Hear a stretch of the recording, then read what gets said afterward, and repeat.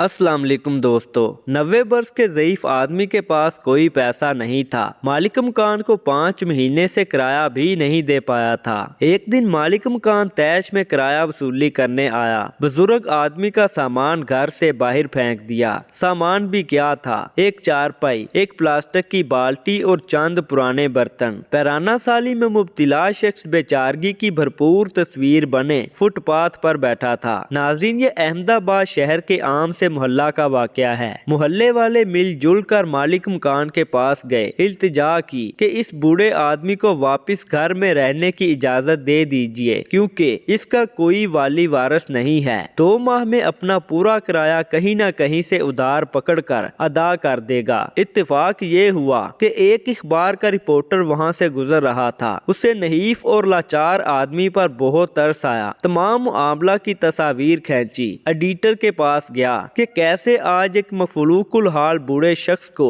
घर से निकाला गया और फिर मोहल्लादारों ने बीच में पड़कर 2 माह का वक्त लेकर दिया है। एडिटर ने बुजुर्ग शख्स की तस्वीर देखी तो चौंक उठा। रिपोर्टर से पूछा कि क्या तुम इस शख्स को जानते हो? रिपोर्टर हंसने लगा कि एडिटर साहिब, इस बाबे में कौन सी ऐसी गैर मामूली बात है कि कोई भी इस पर तवज्जो दे। इसे तो मोहल्ले वाले भी नहीं जानते। एक वक्त का खाना खाता है, बर्तन भी खुद धोता है, मामूली से घर में झाड़ पोछा भी खुद लगाता है। इसको किसने जानना है? एडिटर ने हद दर्जा संजीदगी से रिपोर्टर को कहा कि ये हिंदुस्तान का 2 मर्तबा वजीर आजम रह चुका है और इसका नाम गुलजारी लाल नंदा है। रिपोर्टर का मुंह हैरत से खुले का खुला रह गया। हिंदुस्तान का वजीर आजम और इस बदहाली में। खैर, अगले दिन अखबार छपा तो क्यामत आ गई। लोगों को मालूम हुआ कि ये आजी सा बूढ़ा हिंदुस्तान का 2 बार कायम मकाम वजीर आजम रह चुका है। वजीर आला और वजीर आजम को भी मालूम हो गया कि गुलजारी लाल किस मुहिम मुफलसी में सांस ले रहा है। खबर छपने के चंद घंटों बाद रियासत का वजीर आला, चीफ सेक्रेटरी और कई वजीर उस मोहल्ले में पहुंच गए। सब ने हाथ जोड़कर कहा कि आपको सरकारी घर में मुंतकिल कर देते हैं और सरकार महाना वजीफा भी लगा देती है। खुदारा इस मामूली से मकान को छोड़ दीजिए। मगर गुलजारी लाल ने सख्ती से इनकार कर दिया कि किसी भी तरह की सरकारी सहूलत पर उसका कोई हक नहीं है। वो यहीं इसी क्वार्टर में रहेगा। गुलजारी लाल के चंद रिश्तेदारों ने मिन्नत समाजत करके बहरहाल उन्हें इस बात पर आमादा कर लिया कि हर माह 500 रुपए वजीफा कबूल कर ले। साबिका वजीर आजम ने हद दर्जा मुश्किल के बाद ये पैसे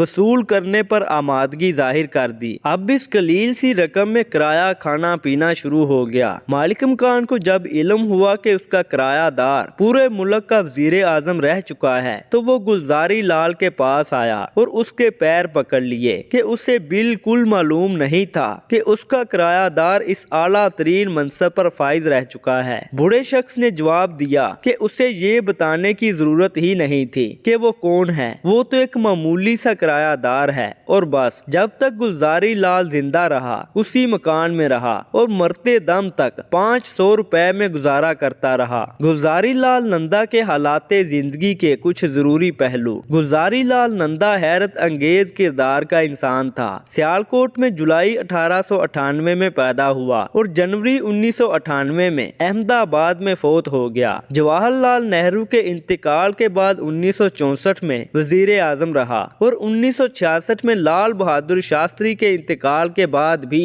इस बुलंद पाया मनसब पर फाइज रहा। बुनियादी तौर पर FC कॉलेज लाहौर से इक्तिसादियात की तालीम हासिल करता रहा। दरअसल वो इक्तिसादियात का उस्ताद था। मुंबई और अहमदाबाद की यूनिवर्सिटियों में पढ़ाता रहा। सियासत में आया तो यूनियन मिनिस्टर, वजीर खारजा और डिप्टी चेयरमैन प्लानिंग कमीशन भी रहा। मुतअद्दिद बार लोकसभा का मेंबर भी मुंतखब हुआ। गुलजारी लाल का फलसफा था कि जिंदगी को बहुत सादा गुजारना चाहिए, किसी शानो शौकत के बगैर इंतहाई कलील रकम में खुश रहना ही असल इम्तिहान है। वैसे गुलजारी लाल सादगी बल्कि असरत में रहने की जो मिसाल कायम कर गया उसके लिए हद दर्जा मजबूत किरदार की जरूरत है। किराया के मकान में जिंदगी बसर की। 6 साल की उम्र में फौत होते वक्त उसके पास किसी किस्म की जायदाद, कोई बैंक बैलेंस और कोई जाती घर तक नहीं था। बस एक इज्जत और एहतराम का वो खजाना था।